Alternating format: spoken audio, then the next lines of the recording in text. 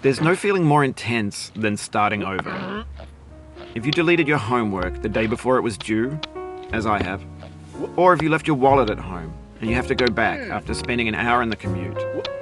If you won some money at the casino and then put all your winnings on red but it came up black.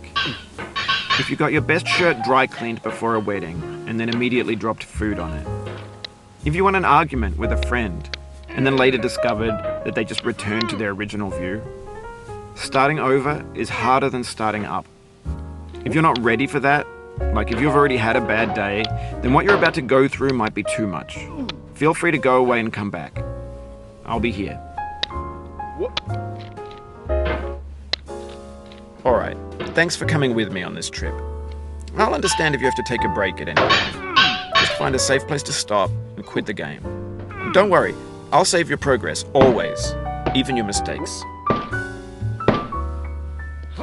This game is a homage to a free game that came out in 2002, titled Sexy Hiking. The author of that game was Jazuo, a mysterious Czech designer who was known at the time as the father of B games.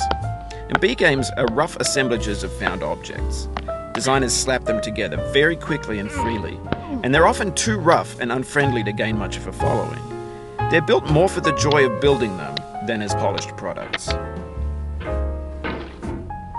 In a certain way, Sexy Hiking is the perfect embodiment of a B game. It's built almost entirely out of found and recycled parts, and it's one of the most unusual and unfriendly games of its time. In it, your task is simply to drag yourself up a mountain with a hammer. And that act of climbing, in the digital world or in real life, has certain essential properties that give the game its flavor. No amount of forward progress is guaranteed. Some cliffs are too sheer or too slippery. And the player is constantly, unremittingly in danger of falling and losing everything. Anyway, when you start Sexy Hiking, you're standing next to this dead tree that blocks the way to the entire rest of the game. It might take you an hour to get over that tree, and a lot of people never got past it. You prod and you poke at it, exploring the limits of your reach and your strength, trying to find a way up and over. And there's a sense of truth in that lack of compromise. Most obstacles in video game worlds are fake. You can be completely confident in your ability to get through them once you have the correct method or the correct equipment or just by spending enough time. In that sense, every pixelated obstacle in Sexy Hiking is real.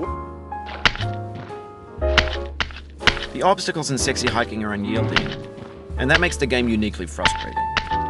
But I'm not sure Jazuo intended to make a frustrating game. The frustration is just essential to the act of climbing, and it's authentic to the process of building a game about climbing. A funny thing happened to me as I was building this mountain. I'd have an idea for a new obstacle, and I'd build it, test it, and it would usually turn out to be unreasonably hard. But I couldn't bring myself to make it easier. It already felt like my inability to get past the new obstacle was my fault as a player rather than as a builder.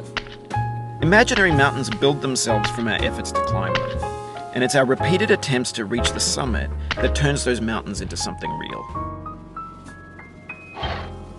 When you're building a video game world, you're building with ideas, and that can be like working with quickset cement.